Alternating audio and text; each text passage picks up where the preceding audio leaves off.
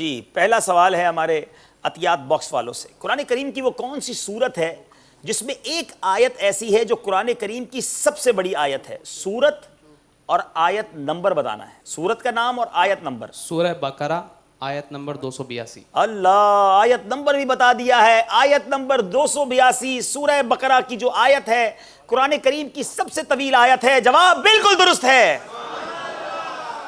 قرآن پاک کے بہت خوبصورت واقعات بھی ہیں، بتائیے دابۃ الارض کیا ہے، اس بارے میں کچھ تفصیل بتائیے۔ یہ ایک چوپایا ہے جو قرب قیامت میں نکلے گا، اور اس کے پاس حضرت سیدنا سلیمان علیہ السلام کی انگوٹھی ہوگی، اور حضرت سیدنا موسیٰ کلیم اللہ علیہ نبینا علیہ السلام کا عصا ہوگا۔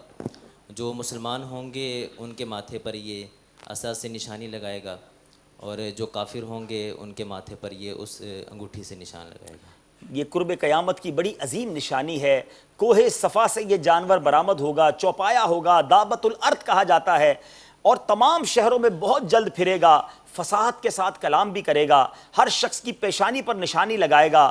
ایمانداروں کی پیشانی پر حضرت موسیٰ علیہ السلام سے کہ آپ کے عصا سے نورانی خط کھینچے گا، کافر کی پیشانی پر حضرت سلیمان علیہ نبینا علیہ السلام کی انگوٹھی سے، انگشتری سے سیاہ مہر لگائے گا۔ اللہ تعالی ہمیں ان فتنوں سے محفوظ فرمائے۔ جواب یہ بھی درست ہے۔ جناب، قرآن کریم میں مکہ مکرمہ کو کتنے ناموں سے یاد کیا گیا ہے؟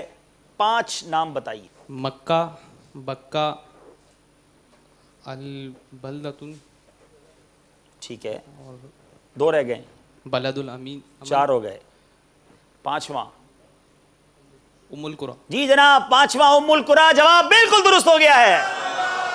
سبحان اللہ۔ کس سورت کو عروس القرآن کہا جاتا ہے؟ سورہ رحمان۔ قرآن پاک کی دلہن عروس القرآن سورہ رحمان، جواب بالکل درست ہے۔ کون سی سورت ہے جو 2 بار نازل ہوئی؟ قرآن پاک کی وہ کون سی سورت ہے؟ سورہ فاتحہ۔ آپ نے کہا سورہ فاتحہ، اور بالکل ٹھیک کہا، جواب درست ہے۔